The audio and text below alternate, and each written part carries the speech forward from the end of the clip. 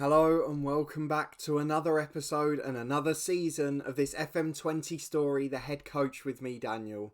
In addition to a new season, it's a warm welcome to Chelsea Football Club. Before we go any further today, if you don't know why we're here, you need to go back and see the last episode. I'll put a link to it in the eye above. We had our summer job hunt, we moved to our new club, and of course we met all the players and staff that we're going to be featuring today, bar a couple of transfers which we've got to go through. So please do catch up with that one, meet the squad, meet the staff, meet all the people we'll be working with, and then pop back over when you're done, because today is a big day. We head to Gennaro Gattuso's Bournemouth, a hard-hitting side, a very good football team, as we try to get into the Premier League campaign with Chelsea and try and do something special. We're already getting criticism for looking unlikely to win as much silverware as expected. I mean, what on earth's going on? We haven't even managed a game yet. We're not in charge of the transfers, so for anyone who is new along at this point, we've got no say in transfer staffing or contracts. This is a head coach save only. Everything else is managed off the pitch, so we are only in charge of the tactical and the team side. And today we start our Premier League campaign. But of course, before we do that, we have got transfers to go through, we have got some new staff to meet, and we've got to go through our tactic as well. So if you are looking forward to all of that, and a new season and a new chapter in this save, please do put a thumbs up on the video. Subscribe down below to stay up to date with this series and all the other content on the channel too. And thank you so much for your support at this stage of the year. It really is incredible. I can't thank you enough for coming along, and your support does make such a big difference. But let's crack on. We're going to start, of course, by meeting a staff member who's important. And it's a staff member who was already at the club, but that we didn't have a look at in the last episode because he was in a more meaningless role. And to be honest, we haven't really filled a lot of the coaching positions. Petr Cech a bit lazy on that front. The technical director is probably the first club I've been at that's had both from the start. So the technical director is automatically picked to deal with all of the staffing. And now the director of football is just in charge of the transfers and the player side. So on that note, we've highlighted this man, Melvin Wilks, who was here as a coach before. He's a very decent coach, not so much in terms of his coaching attributes, but mentally and his knowledge is incredible. And that's why he's the perfect man to be the director of football. He's got a good personality and he's got lots of brilliant attributes there.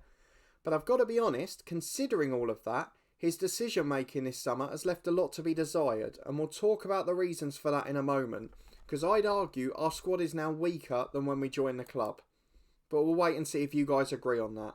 A very interesting moment. Everyone else has stayed the same. We've got the same head of youth development, the same technical director, the same under-23s manager, the same assistant if I haven't mentioned him, and the same chief scout. So pretty much everything else off the pitch is the same there. The dynamics at the club all looking pretty good. There's a couple of players unhappy and a lot of the experienced players haven't left. But let's talk about the ones that have changed. So, we'll go to the transfer history and we'll start with the outs. There are two big ins. Rashford obviously joined before we took charge.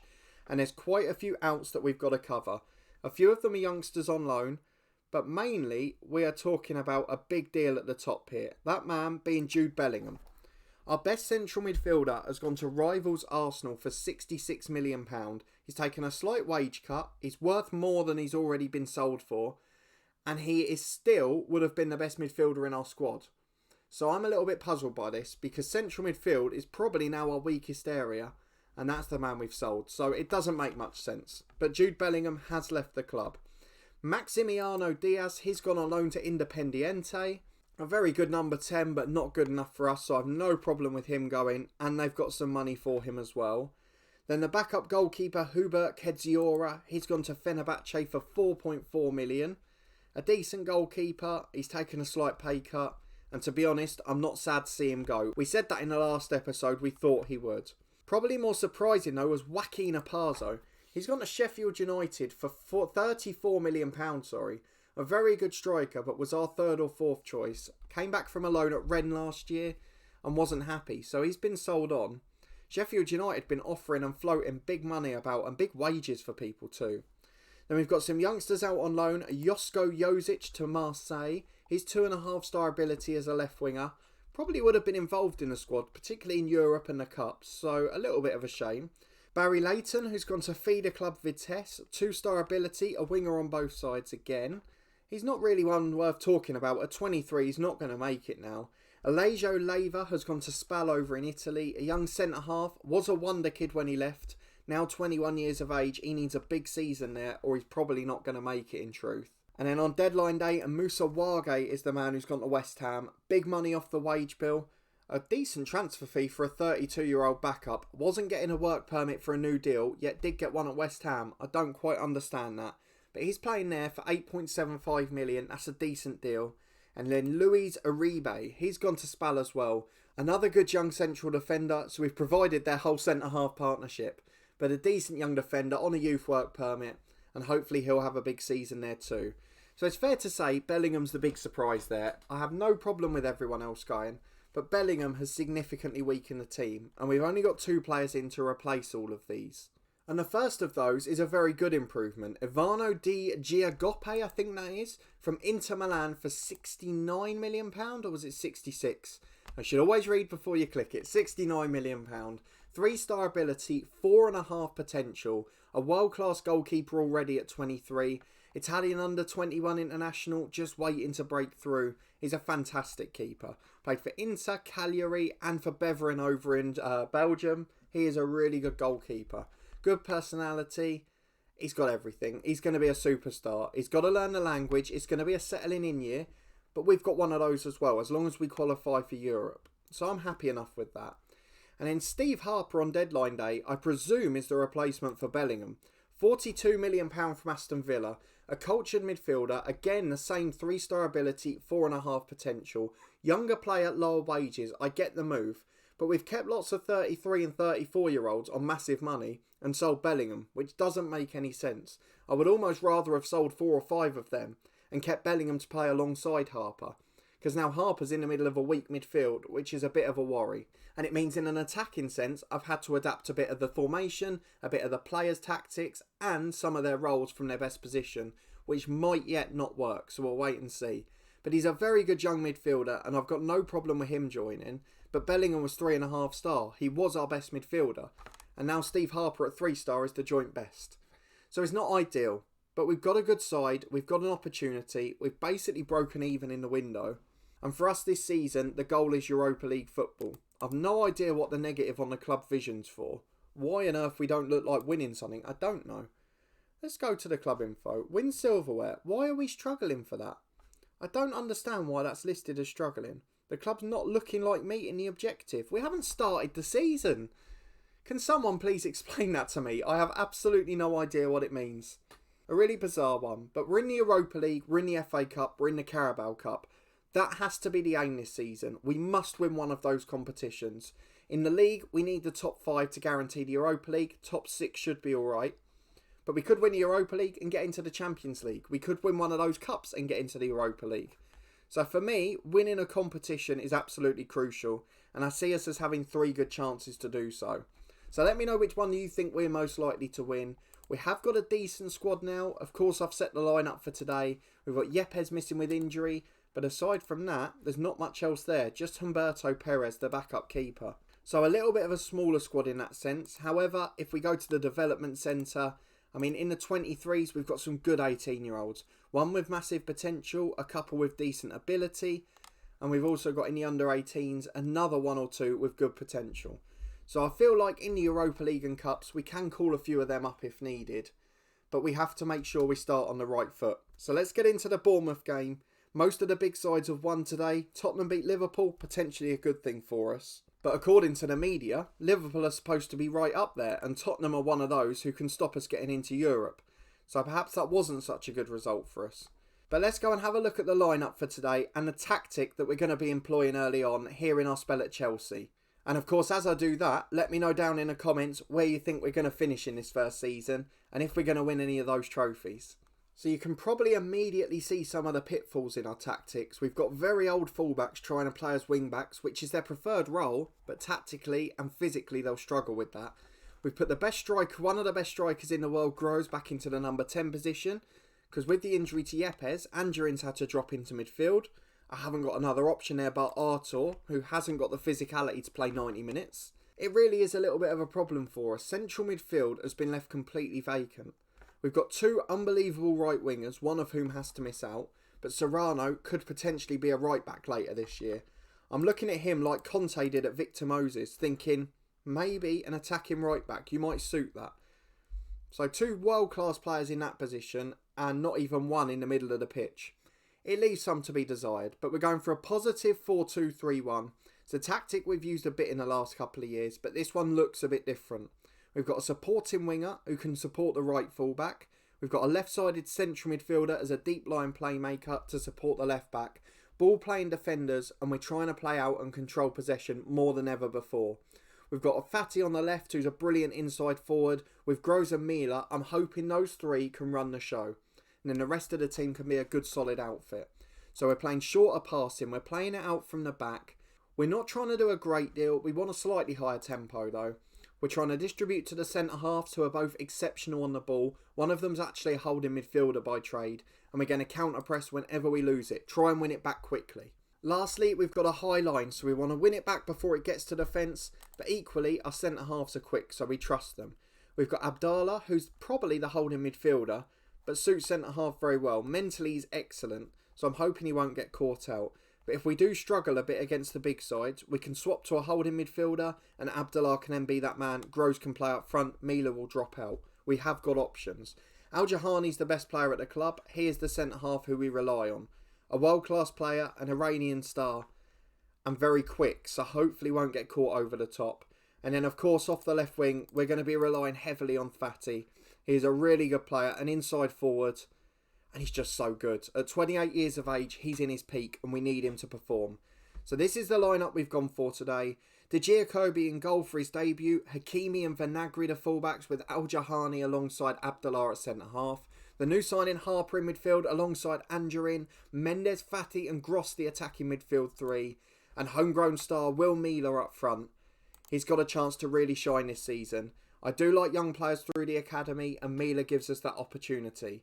So let's hope he can produce the goods today. Into the match we go. There's experience on the bench if we need it.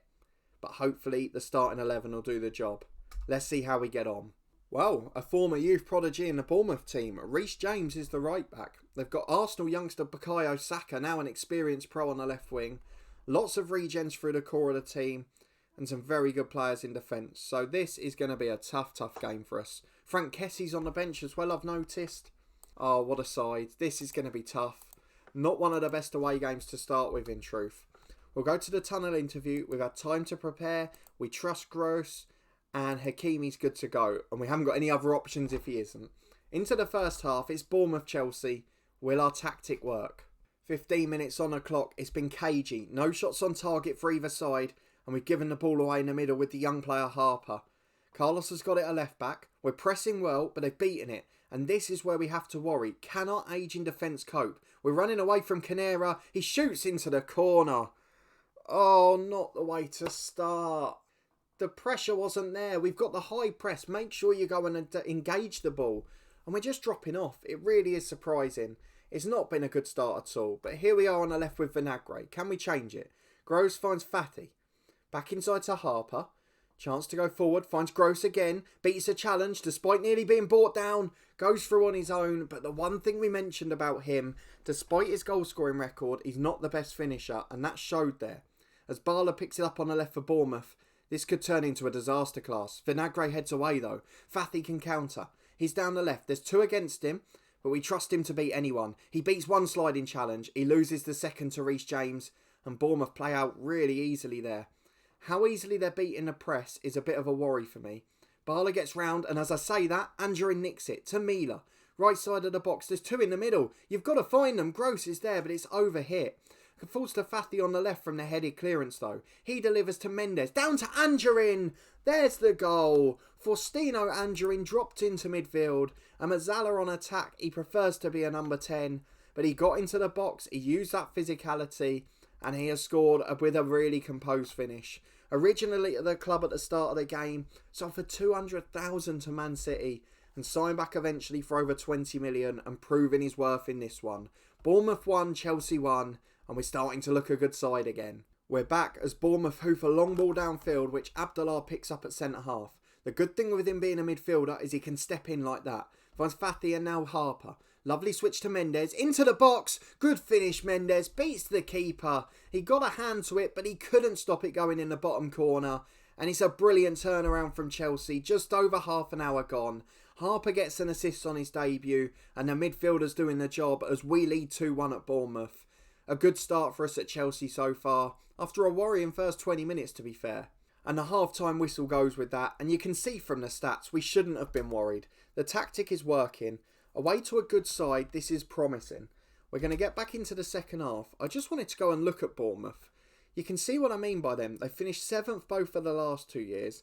Had one bad season the year before that. But otherwise, they've been a top 12 side every year bar 2. And generally, they've been in the top half. So that is a really good achievement if we can win away here. It's a tough place to go. But it's not over yet as Bournemouth clear downfield. They pick it up on the right. Fathy's chasing back, but he can't get there. He's forced his man inside though to Verharber. Back inside to Bala. The pressure's on, but again, they've got a little bit of time and they're playing it around really well here. Back to Kamara, the centre half. Out to the right. He's beaten the fullback easily. Vinagre loses out. 2 men beaten. And the goalkeeper makes a good save. The first time he's really been called upon. And DJ Akobe tips it wide with a really good save. And now we've got to defend the corner. An outswinging delivery from the left. Jahani heads away. Harper gets it on. And with 50 minutes gone, it's still looking alright. We're still 2-1 ahead. I wouldn't mind a third though, as Hakimi throws it into Angerin. Attacking position on the right. It's deflected away to Harper, and he builds again out to Hakimi. The wing-back going forward. He's into the box. Lovely ball in. Fathy heads just over. It's a good chance, but we're not really making the most of them. With 9 shots on target, we probably should have had more of a clinical edge. And I might have to think about changes in a minute, as Mila hasn't looked great up there. But Mendes with an attacking free kick on the right. Carlos heads away, and now Bournemouth have got a counter. They've got a 4-on-3 here. Where's the defence? The number 12 chasing him back. Angerin, brilliant work. Giving him a mini round of applause there. That is absolutely superb. And here's Fathy on the left on the counter. Beats 3 challenges into the box. And our youth academy product, Reece James, got the challenge in. Long ball downfield, it is end to end. Bournemouth switching the play. And they've got a 2-on-2 here. Saka gets it on the left. Hakimi doesn't block the cross. It's into Verharber who heads over. Have Bournemouth switched to a front 3? It looks like they have. I'm going to have to pause this. They've not, but they've put the wingers on attacking duties. So let's see if we can get the third here and then we'll make changes. Harper over the top to Mila. Kamara's brought him down. It's got to be a red. Cynical challenge. He's already on a yellow and he is off. Hopefully that will wrap up the game for us. Bournemouth down to 10 men and we've got a free kick in a very dangerous position. We don't get to see that, but Bournemouth, surely that's the dwindling hope there. Let's go and make some changes. I'm going to give Rashford a debut for Fathy off the left. I don't know what his preferred duty is. Inside forward, on support or attack. So we'll drop him to support. We've got players like Arta. I know he can't do 90 minutes. But he's a brilliant player to control the ball near the end. So let's go and make that change now actually. We're just going to drop back because they're still playing a number 10. Gross will go up front and we'll leave Will Mila to come off. Although Gross doesn't look particularly fit actually. Still lacking match sharpness. So let's leave him off. We'll leave Mila up front and we'll drop back to a holding midfielder. Arta can come on. I'm not sure if he's the best there. Can either of our midfielders play in a holding role? They can't. So maybe not Arta there then. We'll bring on... I tell you what, we'll bring on the youngster Liam Henderson and we'll put Abdallah in his favoured position. He is a deep line playmaker on defend. We can put Harper as an advanced playmaker. No, he doesn't like it. We'll keep the shape then. Henderson the youngster, another one from the academy. We're trying to give them chances. He's going to make his 30th league appearance for the club. And we're going to get back into it and just try and control the rest of this match. And professionally see it out. With 10 minutes left, we'll make the final change. Artur will replace Harper. He's going to come on, just control the possession. Deep line playmaker, he loves that role. He wants to be a support duty. And I mean, his attributes suggest he should be brilliant. So let's get back into it. 10 to go. And hopefully we can wrap up a good victory in our first game. We're back as Saka picks it up 25 yards out, hoofs it downfield, backs to the wall for Bournemouth and Abdallah in the right place. Good tactical change, Mendes on the byline, into Rashford, hits the post. Could have been a debut goal for Rashford, the keeper gets there at the second attempt. And we're now into 3 minutes of stoppage time. It's been a really good display since we conceded, I can't lie to you. It was a worrying first few moments, but since then we have been sensational. And that means that we win the game. A 2-1 win. Bournemouth 1, Chelsea 2. A really good performance. Mendes was excellent. Angerin was excellent. And some promising signs in 2 different tactical shapes. We praise the lads and we get off to a winning start with Chelsea. This is exactly what we wanted. A good result against an established top half Premier League side. Bournemouth in Europe again this year, the Europa League too. So really positive moments. But we win our first game. Rashford, DG Akobe and Harper all make their debuts. And Mendes gets praised for a man and a match display. We'll deal with the press conference off camera. And let's have a look at when we're next going to be back to continue this tale with Chelsea. So I think by the looks of it, we've got 3 very friendly home games, including one of our former clubs, Charlton. We've got a terrible away trip to City. But then, after the international break and Stoke, we've got our first Europa League game and away to Liverpool. So that is definitely the next episode. I really hope you'll come and join me for it. It's going to be a big season with Chelsea. If we can achieve our objectives, it may be the last club of the series. I'm thinking perhaps 3 seasons. If we can win a Europa League and a Champions League in that time, we can win a Premier League title. That should leave us in a good position to retire unless something really special comes up. But of course, we've won 1 game. We can't get too excited just yet. But if you did enjoy this episode, I'll start with a new club, I'll start to a new season, and I'll return to our native England. Please do put a thumbs up on it. For the start of a season, it does make such a difference. I'd love to get as many on there as possible. Thank you so much for your incredible support. Let me know down in the comments where you think we're going to finish, what trophies we're going to win, and which players are going to be our stars this season. And subscribe down below for daily FM20 content, a weekly live stream series every Tuesday morning, plus Cricket 19 and a stadium review series. Please also check out the podcast channel in the eye above. It's been a really amazing week for us with our prediction shows, a playoff final, another big fixture list in the Championship. I got to interview a Luton fan, Soccer Saturday reporter and role model of mine in the media last week too, so I really enjoyed that one. And there's plenty more to come from us over the next few weeks, so thank you for your support with our continued growth, which is so unexpected. But a massive thanks for your support with this series and both channels as I mentioned previously. I really do appreciate it. And hopefully I'll see you next time for a big doubleheader with Chelsea as we get back into European action, hoping to compete for major silverware here.